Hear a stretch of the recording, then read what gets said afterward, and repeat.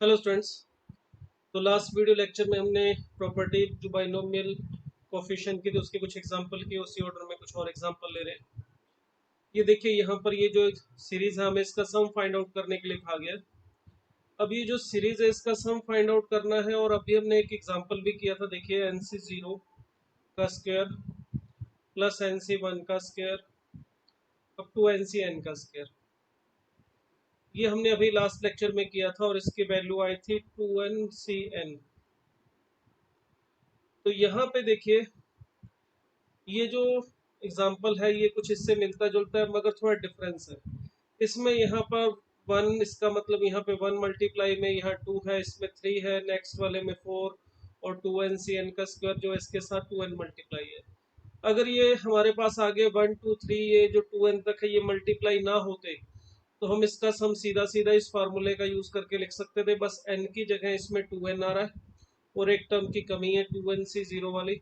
अगर ये यहाँ पर सीरीज जो हमारे पास है ये इस तरह से होती, सिर्फ 2NC1 का स्क्वायर प्लस 2NC2 का स्क्वायर, इस तरह से अप टू 2NC2n का स्क्वायर।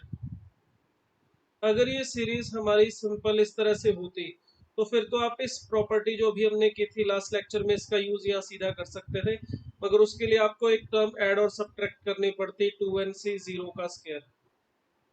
ये ऐड और ये सब्ट्रैक्ट कर देते हैं अगर हम यहाँ पे, तो ये फार्मूला हमारे पास इस सीरीज का जो सम है इस फार्मूले से सीधा लिख सकते थे। तो इसका सम हो जाता सीधा सीधा 4NC2n।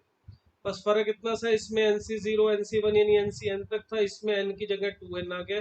तो यही फार्मूला बस n की जगह 2n के साथ यूज हो जाता और 2NC0 की वैल्यू 1 होती है तो 4NC2n माइनस 1 ये हमारा आंसर आ जाता।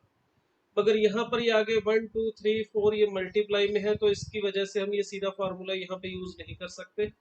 तो पहले हमें इस 1 2 3 का कुछ इलाज करना पड़ेगा, इसे हटाना पड़ेगा, इसे खत्म करना पड़ेगा, फिर हम सोचेंगे कि कौन सा फार्मूला काम में आ सकता है।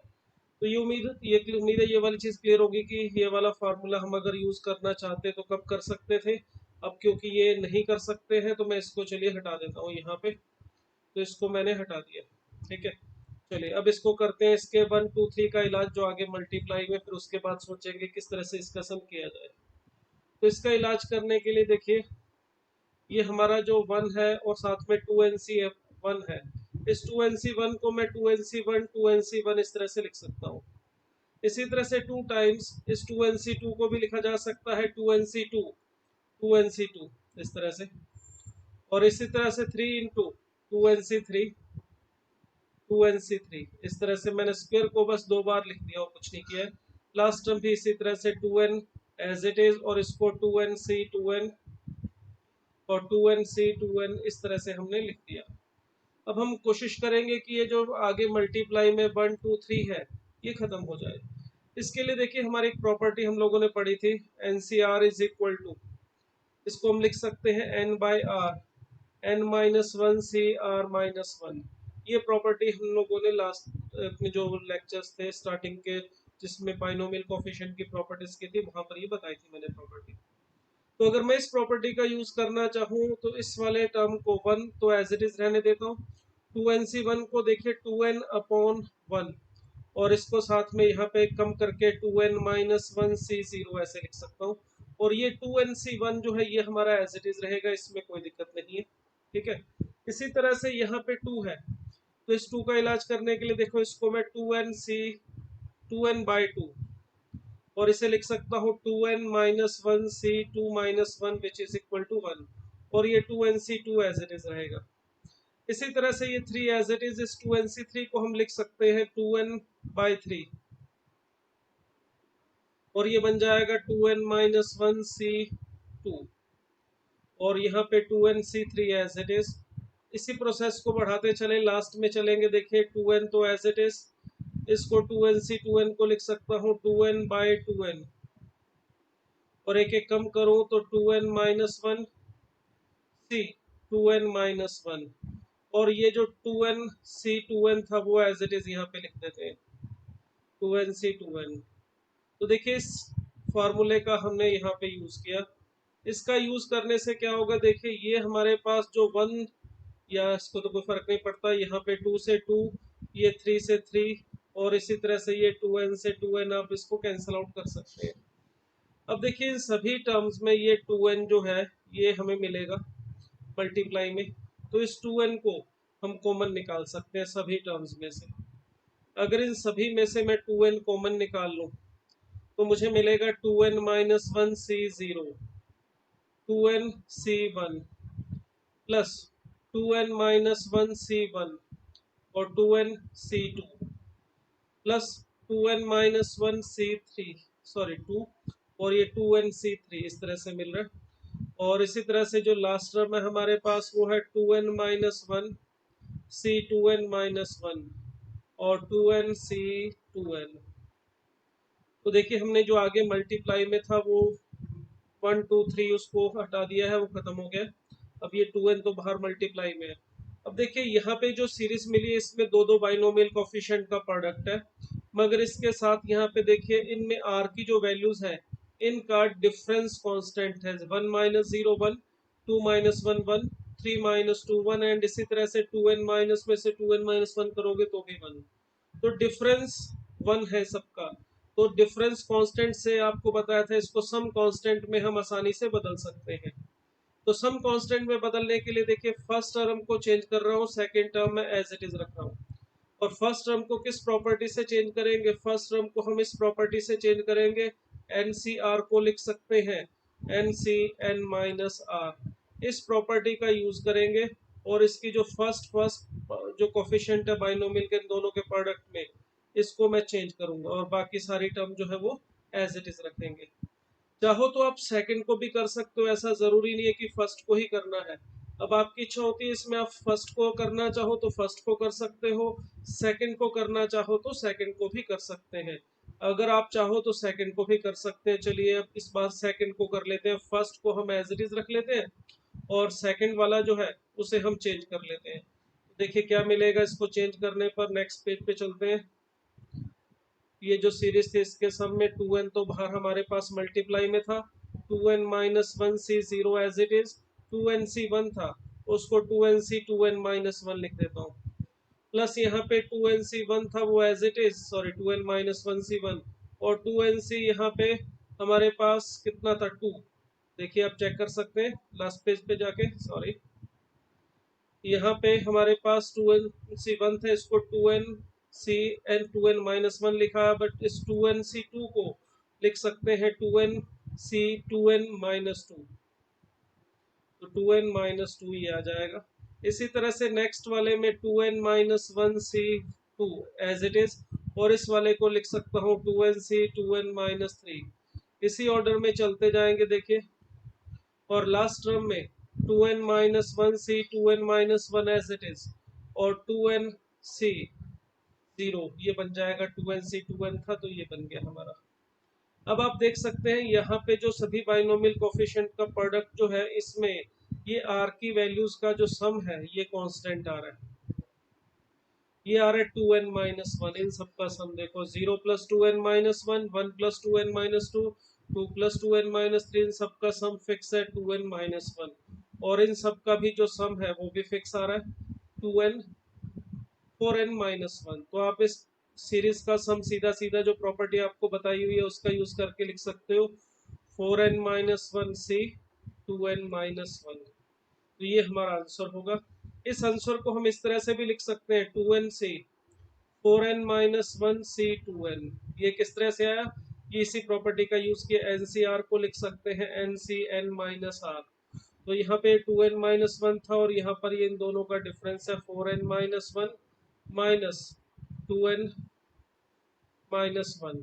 तो ये जो वैल्यू आएगी ये 2n आएगी, तो इसलिए इसको मैंने 4n सी 2n इस तरह से भी लिख दिया है। तो ये भी हमारा एक आंसर है।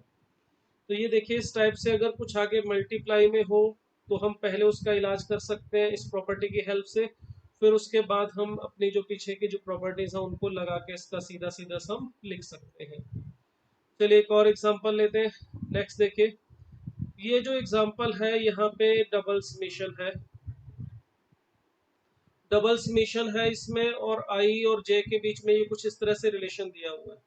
पहले आपको इस रिलेशन को समझना पड़ेगा कि ये रिलेशन का क्या मतलब है, डबल समेशन इस तरह से लिखने का क्या मतलब है। के लिए चलिए मैं आपको यहाँ पे ये जो प्रॉपर्टी है इसका मीनिंग समझाऊं पहले, फिर उसके बाद हम इस सीरीज का सम फाइंड आउट करेंगे। पहले ये जो डबल समेशन है इसका मतलब समझते हैं क्या है। चलिए इसको नेक्स्ट पेज पे ले जाके मैं आपको लिख के बताता हूँ। देखिए यहाँ पे डबल समेशन में अगर इस तरह से लिखा हुआ है आई लेस देन जे, और आई की वैल्यू 1 या 0 से स्टार्ट हो रही है और जे की वैल्यू n तक जा रही है। यहाँ पे जो भी चीज़ है, जैसे इस एग्जांपल में तो हमारे पास एन सी आई इंटू एन सी जे था, यहाँ पे जो भी टर्म हो आई और जे के अंदर, तो ये जो डबल समेशन है इसका क्या मतलब होगा। इसमें आई की वैल्यू 0 से स्टार्ट होगी और जे से छोटी रहेगी, या जे की वैल्यू आई से बड़ी रहेगी और जे की वैल्यू जाएगी एन तक। इसका मतलब ये है कि जब आप इसमें आई की वैल्यू 0 लेंगे, सबसे कम आई की वैल्यू ले सकते हैं 0, जैसे यहाँ पर मैं एन से 0 ले लूँ, तो आई की वैल्यू 0 के साथ जे की जो वैल्यू है उससे जस्ट बड़ी, यानी कि 1 2 3 4 अप टू कहाँ तक ले सकते हैं, एन तक। तो इस सीरीज का अगर मैं सम लिखना चाहूँ कि इसको खोलने पर ये क्या मिलेगा, तो पहले मैं अगर आई की वैल्यू 0 लेता हूँ तो जे की वैल्यू मैं स्टार्ट करूंगा 1 से, तो एन सी 1। फिर आई की वैल्यू 0 के साथ जे की वैल्यू 2 भी ले सकता हूँ, एन सी 2। इसी तरह से जब तक सारी टर्म नहीं हो जाती एन सी 0 के साथ, मैं आई की वैल्यू लूंगा यहाँ पे n, तो एन सी एन, ये इस तरह से मिलेगा। मगर ये सिर्फ आई की वैल्यू 0 वाली टर्म हुई है। अब नेक्स्ट मैं इसके में आई की वैल्यू, यहाँ जो पहली सीरीज है उसमें आई की वैल्यू मैंने 0 ली है, अब मैं आई की वैल्यू 1 ले रहा हूँ, तो इससे जो सेकंड रो बन रही है उसमें N C 1 N C 2, J की वैल्यू देखिए आई से बड़ी लेनी है तो 2 ली है मैंने, एन सी 1 और जे की वैल्यू मैं यहाँ पे 3 लूंगा, और इस तरह से चलता जाऊंगा, लास्ट में एन सी 1 के साथ एन सी एन तक आएगा। ये जो पहली रो है हमारे पास, इस रो के अंदर नंबर ऑफ टर्म्स n है। देखो यहाँ पे एन सी 0 तो ठीक है, ये N C 1 N C 2 up to N C N तक जा रहा है, इसमें नंबर ऑफ टर्म्स n है। दूसरी टर्म में एन सी 2 एन सी 3 से लेके एन सी एन तक जा रहा है, तो ये नंबर ऑफ टर्म्स एक कम हो गई है, यानी n माइनस 1 हो गई है। इसी तरह से फिर i की वैल्यू मैं 2 लेता हूँ, तो साथ में यहाँ पे एन सी 2 के साथ एन सी 3 से स्टार्ट होगा, क्योंकि i की वैल्यू 2 है तो j की वैल्यू उससे बड़ी हो सकती है, उससे छोटी नहीं हो सकती, बराबर नहीं हो सकती। तो इस तरह से ये एन सी 2 से लेके साथ में एन सी 4 और लास्ट में इसी तरह से एन सी 2 के साथ एन सी एन, ये आएगा। तो इस रो में एक टर्म और कम हो जाएगी, यानी पहली रो में n टर्म, दूसरी रो में n माइनस 1 टर्म, तीसरी रो में n माइनस 2 टर्म, तो ये कम होता जाएगा। ये इसी तरह से चलता जाएगा, जब लास्ट में आप i की वैल्यू n माइनस 2 लोगे तो यहाँ पे n सी n माइनस 2, तो j की जो वैल्यू है इसके साथ वो इससे बड़ी, यानी कि n माइनस 1 ले सकते हो, और n सी n माइनस 1 के साथ n सी n ले सकते हो। ये सेकंड लास्ट रो है। लास्ट वाली रो में n i की वैल्यू में n माइनस 1 लूंगा, तो उसमें n सी n माइनस 1 के साथ n सी n, j की वैल्यू सिर्फ n ली जा सकती है। तो ये इस तरह से एक एक टर्म हर एक रो में कम होती जाएगी। तो ये है इस सीरीज का जो है क्या कहते हैं एक्सप्रेशन, इसको खोल कर लिखने पर जो मिलेगा वो ये बताया। तो ये सम हमें फाइंड आउट करने के लिए कहा है। अब सोचेंगे कि इसका सम कैसे फाइंड आउट करना है। ये तो सिर्फ मैंने अभी आपको ये जो समीशन है डबल समीशन, ये जो लिखा हुआ है i less than J, i from 0 j up to n तक, तो इसका ये मीनिंग समझाया कि इसका मीनिंग क्या होता है। तो क्लियर हो गया होगा इसका मीनिंग, कि पहले आई की वैल्यू 0 और जे की वैल्यू उससे बड़ी, यानी 1 2 3 अप टू मैक्सिमम जाएगी एन तक। फिर उसके बाद आई की वैल्यू 1, फिर जे की वैल्यू 2 से लेके एन तक, फिर आई की वैल्यू 3, जे की वैल्यू सॉरी आई की वैल्यू 2, जे की value 3 to N and so on. इस तरह से ये इतना बड़ा सा एक्सप्रेशन है ये, और हमें इसका सम फाइंड आउट करना है। तो इसका सम कैसे फाइंड आउट करेंगे उसका तरीका समझते हैं जरा। इसका तरीका समझने के लिए हम छोटा सा एक और प्रॉपर्टी है वो भी समझेंगे पहले। आपने 10th क्लास में या 8th क्लास में 8th 9th क्लास में एक्स प्लस वाई का होल स्क्वायर या X plus Y plus Z का होल स्क्वायर पढ़ा होगा। उसी को मैं थोड़ा सा और दोबारा एक्सप्लेन कर रहा हूँ, एक्स वाई लिखने की बजाय बस मैं ऐसे लिख रहा हूँ x1 प्लस x2 का स्क्वायर। तो x1 प्लस x2 के स्क्वायर का मतलब होता है, हमें पता है x1 square plus x2 square plus 2 times x1 x2, ये हमारा x1 प्लस x2 का स्क्वायर होता है। अब इसी तरह से अगर x1 plus x2 plus x3 का स्क्वायर लिखना हो तो ये होता है हमारा x1 square plus x2 square plus x3 square, पहले तीनों का स्क्वायर। उसके बाद देखिए यहाँ पे दो दो का ऑर्डर पेयर लिया जाता है, x1 x2 x3 को मल्टीप्लाई करके 2 टाइम्स देखिए x1 x2 plus x1 x3 plus x2 x3, ये इस तरह से लिया गया। इसको लिखने का, ये समझने का तरीका ये होता है, देखिए x1 x2 और x3 तीन टर्म्स हैं अगर, तो पहले x1 x2 के साथ मल्टीप्लाई किया, फिर x1 x3 के साथ मल्टीप्लाई किया, फिर उसके बाद x2 को x3 के साथ मल्टीप्लाई किया। तो ये हमारे पास तीनों टर्म्स का जो ऑर्डर पे दो दो को मल्टीप्लाई करके जो तीन टर्म्स बनेगी वो लिखनी है। अब इसको देखो मैं ऐसे भी लिख सकता हूँ, summation of I from 1 to 3 xi square, पहले 1 से लेके 3 तक x1 square x2 square x3 square तीनों का सम। उसके बाद देखिए यहाँ पर ये हमारे पास जो लिखा हुआ है इसको मैं इस तरह से लिख रहा हूँ, डबल समेशन, आई की वैल्यू j से छोटी है, आई 1 से स्टार्ट हो रहा है और j जा रहा है कहाँ तक, 3 तक, और x i x j, इसको इस तरह से लिख सकते हैं। ठीक है, इसमें देखिए i की वैल्यू 1 रखने पर पहले अगर आप देखेंगे यहाँ पर देखो i की वैल्यू 1 ली है मैंने, तो j की वैल्यू उसके साथ 2, i की वैल्यू 1 और j की वैल्यू 3, ये दो टर्म आएंगे। फिर मैंने i की वैल्यू 2 ले ली है तो j की वैल्यू देखिए 3 आ गई है, तो इसको इस तरह से लिखा जा सकता है। अगर इसी को मैं 4 के लिए लिखना चाहूँ तो x1 plus x2 plus x3 का जो स्क्वायर है, सॉरी प्लस x4 भी ले लेते, इसका स्क्वायर, इसे हम लिख सकते हैं इस तरह से x1 square plus x2 square plus x3 square plus x4 का स्क्वायर। पहले सभी जो टर्म्स हैं हमारे पास x1 x2 x3 इनके स्क्वायर्स का सम, उसके बाद 2 टाइम्स क्या होगा, इनका आपस में दो दो का ऑर्डर पेयर बना के लिखेंगे। यहाँ पे देखो x1 x2 x3 और x4 है, तो अगर हम इसके ऑर्डर पेयर बनाएं तो क्या मिलेंगे, x1 x2 फिर x1 x3 और x1 x3 x1 x4। पहले तो x1 को तीनों के साथ लिख दिया जाएगा, x1 x2 plus x1 x3 and x1 x4। जब x1 सभी के साथ लिखा जा चुका होगा फिर x2 से स्टार्ट करेंगे, x2 x1 नहीं लिखना है वो हो चुका है, तो x2 x3 plus x2 x4 and the last one जब x2 सबके साथ हो गया तो x3 x4 आ जाएगा। तो इस तरह से इसमें ये 6 टर्म्स आएंगे।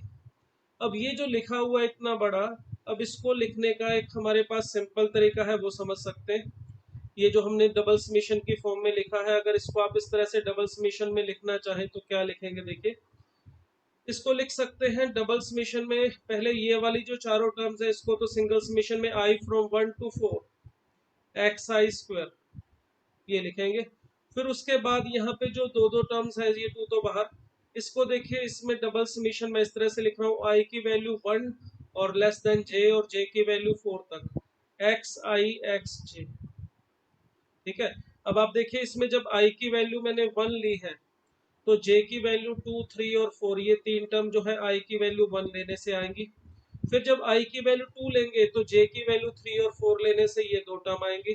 फिर i की वैल्यू 3 लूंगा तो j की वैल्यू मैं 4 ले सकता हूँ, तो इस तरह से ये हमारे पास एक टर्म आ जाएगी। अब अगर आप ये पैटर्न समझ गए हैं तो इसको यूज करके आप इसको जनरलाइज करके भी लिख सकते हो।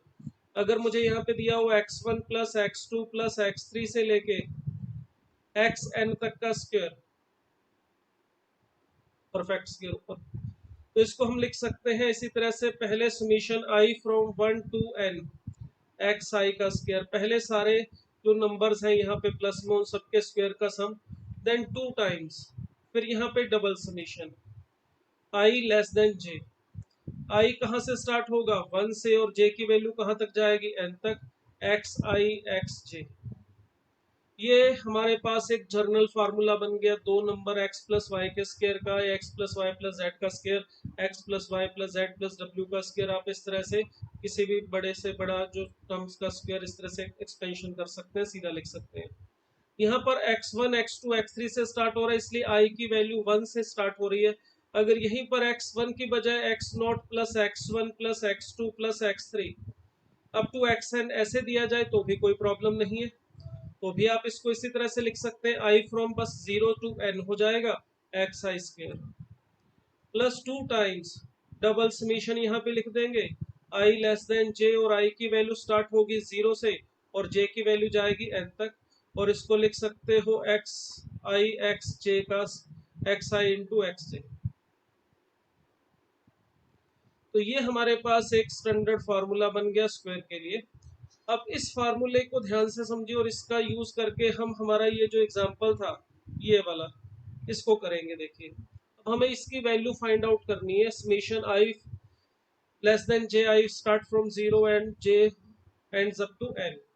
तो j की वैल्यू n तक जा रही है, i 0 से स्टार्ट हो रहा है। इसका सम फाइंड आउट करने के लिए देखिए, इसकी वैल्यू फाइंड आउट करने के लिए अगर मैं लिखना चाहूँ nc0 plus nc1 up to ncn तक का स्क्वायर, तो इसमें देखिए इसको आप ऐसे समझ सकते हो x0 x1 x2 x3 up to xn का स्क्वायर। तो बाय प्रॉपर्टी जो भी आपको बताइए, इसको मैं लिख सकता हूँ summation i from 0 to n ncr, या nci लिखना चाहो तो i का स्क्वायर, ठीक है। उसके बाद plus 2 times double summation i और j, इस तरह से रिलेट होंगे 0 टू n, और यहाँ पे एक्स आई एक्स जे की बजाय बस एन सी आई और एन सी जे लिख देंगे। वही सेम जो एक्सपेंशन जो बाइनो अभी आपको स्क्वायर का फार्मूला बताया वही लिखा है। X zero X one X two X N की जगह पर एन सी जीरो एन सी वन एन सी एन लिखा है मैंने, और कुछ भी नहीं है। तो देखिए ये जो हमारे पास सीरीज है एन सी जीरो से एन सी एन, इसका सम हमें पता है, इसका सम होता है 2n to power n। N C zero N C one N C two up to N C N का सम हमने जो प्रॉपर्टी पढ़ी थी उसके अकॉर्डिंग होता है 2 पावर n, और ऊपर स्क्वायर है। उसके बाद ये जो वैल्यू है ये भी हमने पढ़ा फार्मूला, डायरेक्ट प्रॉपर्टी, एन सी जीरो का स्क्वायर प्लस एन सी वन का square up to N C N का स्क्वायर, ये होता है 2nCn। इसकी वैल्यू हमने पढ़ी। और ये जो है हमने फाइंड आउट करना है summation double summation I from 0 to n, sorry I less than j, और कहाँ तक जाएगा ये n तक, N C I N C जे। ये वैल्यू हमें फाइंड आउट करनी है, तो बस इसकी वैल्यू मिल जाएगी। उसके लिए 2nCn को उधर लाके सब्ट्रैक्ट कर रहा हूँ और 2 को नीचे लाके डिवाइड कर रहा हूँ। तो double summation I less than j move from 0 to n N C I N C J, double summation है यहाँ पे। इसकी जो वैल्यू है देखिए ये आ रही है हमारे पास 2 power 2n minus 2nCn bye 2। तो ये देखिए ये हमारा आंसर आ गया, इस सीरीज का सम हमें मिल गया। तो देखो क्वेश्चन तो छोटा सा था, 2 लाइन का था, मगर इसको करने के लिए आपको ये जो डबल समेशन है इस तरह से जो लिखा होता है इसका मीनिंग पता होना चाहिए। और उसके बाद आपको ये x1 plus X two plus X three to xn का जो स्क्वायर था उसका फार्मूला पता होना चाहिए, उसमें ये डबल समेशन का यूज कैसे होता है। अगर ये चीजें पता है तो ये क्वेश्चन तो सिर्फ और सिर्फ देखिए 2 स्टेप का था और कुछ भी नहीं था इसमें, मगर ये जानकारी पहले जरूरी थी, तो इसके बाद हम इस एग्जाम्पल को कर सकते हैं। चलिए नेक्स्ट एग्जाम्पल को देखते हैं। ये तो आपको अब मैंने जो एक्सपेंशन का तरीका बताया था, ये जो जनरल फार्मूला बनाया था स्क्वायर का। चलिए ये एग्जाम्पल उसी तरह का एक और है डबल समेशन का, मगर इसमें उसमें फर्क ये है कि उसमें एन सी जीरो एन सी वन एन सी, ये जो एन सी आई और एन सी जे थे ये मल्टीप्लाई में थे, यहाँ ये मल्टीप्लाई में ना देके हमें प्लस में दिए। तो पहले जरा देखो इसमें प्लस वाले में तो वो स्क्वायर वाला फार्मूला तो काम करेगा ही नहीं, वो तो तब करता अगर ये मल्टीप्लाई में होते। तो इसको फाइंड आउट करने के लिए पहले जरा खोल के देखते हैं कि होगा क्या, इसकी वैल्यू क्या बनेगी। तो इसके लिए वही थिंग, पहले जब आप n की वैल्यू जीरो लोगे, सॉरी i की वैल्यू जीरो लोगे, तो j की जो वैल्यू है वो हमारी 1 से लेके n तक जाएगी। तो nc0 nc1 ये पहली टर्म, इसी तरह से nc0 और nc2 ये दूसरी टर्म। ये हमारे पास जब i जीरो है तो लास्ट में n की वैल्यू, सॉरी j की वैल्यू n तक जाएगी, इस तरह से। अब ये हमारे पास i को जीरो लेके जो टर्म्स आएंगी वो मैंने लिखी हैं। इसी तरह से i को 1 लेने पर जो टर्म्स हमें मिलेंगी वो यहाँ पे लिख देता हूँ, nc1 plus nc2 plus nc1, ये पहली टर्म, i को 1 लिया और j की वैल्यू 2, nc1 और nc3। इसी ऑर्डर में अगर मैं इसको लेते जाऊं तो यहाँ पे लास्ट में मिलेगा nc1 प्लस ncn माइनस 1। अब इसमें भी ध्यान से देखिए, पहले वाली जो सीरीज है इसमें यहाँ पे NC0 तो फिक्स है, NC1 NC2 NC3 up to NCN तक जाने का मतलब इसमें n नंबर ऑफ टर्म्स हमें मिलेगी। दूसरे वाली रो में NC2 NC3 से लेके NCN-1 तक जा रहे हैं, तो इसमें n-1 टर्म्स मिलेगी, मतलब हर एक सीरीज में एक एक टर्म कम होती जाएगी। सेम वे से जब आप i की वैल्यू 2 लेंगे तो हमें यहाँ पर जो सीरीज मिलेगी वो NC2 प्लस NC3 से स्टार्ट होगी। i की वैल्यू जो है हमने 2 ली, तो j की वैल्यू 3 से स्टार्ट करेंगे, तो NC2 प्लस NC4। इसी ऑर्डर में चलते जाए तो हमारे पास जो लास्ट में यहाँ पर आएगा वो NC2 NCN तक जाएगा। यहाँ पे मैंने थोड़ी सी मिस्टेक की भाई, NCN-1 तक नहीं, j की वैल्यू n तक जाएगी, NCN इस तरह से आ गया। अब इसमें देखिए और टर्म कम हो जाएंगी, NC पहले वाली रो में n, दूसरे वाले में n-1, तीसरे वाले में n-2 और लास्ट वाले में n टर्म्स हमें मिलेंगी। इसी ऑर्डर को चलते जाए तो ये हमारे पास लास्ट वाला जो आएगा उसमें देखो NCN-1 यानी i की वैल्यू n-1 ले सकते हैं मैक्सिमम, और j की वैल्यू n, तो ये हमें मिल जाएगा। अब अगर आप इन सब का सम करते हैं, NC0 NC1 इन सभी टर्म्स को ध्यान से देखें, तो पहली रो में n टर्म है और NC0 इसी रो में मिलेगा और कहीं नहीं मिलेगा, तो NC0 NC0 NC0 n times पहली रो में मिल जाएगा। तो इस सीरीज का अगर मैं सम लिखना चाहूँ, नेक्स्ट पेज पे लिख देते हैं, तो NC0 हमें मिलेगा n टाइम्स। इसी तरह से NC1 इस वाली रो में एक बार मिलेगा, और उसके बाद दूसरी रो में देखो n-1 टर्म थी, तो हर एक टर्म में NC1 हमें मिल रहा है, तो NC1 n-1 तो इस रो में और एक बार ऊपर, तो इसका मतलब यहाँ पे जो हमारे पास NC1 है वो कितनी बार मिल रहा है देख सकते हैं, वो भी n टाइम्स ही मिल रहा है। इसी तरह से NC2 को देखें तो NC2 हमारे पास फर्स्ट रो में एक बार मिलेगा, सेकंड रो में भी एक बार मिलेगा, उसके बाद ये थर्ड रो में n-2 टाइम्स मिल रहा है, तो इसका मतलब टोटल जो है हमारे पास NC2 वो भी n टाइम्स ही मिल रहा है। इसी तरह से ये सारी टर्म जो NC0 से लेके NCN तक है वो हमें n टाइम्स ही मिल रही है, तो इसलिए वो n मैंने बाहर लिख लिया। और देखिए ये हमारा आंसर आ गया, इस सीरीज का सम आ गया। इसका सम हमें पता है ये होता है 2 पावर n, तो फाइनल आंसर जो है हमारा वो आ जाएगा n into 2 power n। Clear? तो इस तरह से हम इसको कर सकते हैं। तो ये हमारे डबल समेशन में i और j अगर इस तरह से रिलेट हो उसको करने के, उस टाइप के एग्जाम्पल को करने का ये तरीका होता है।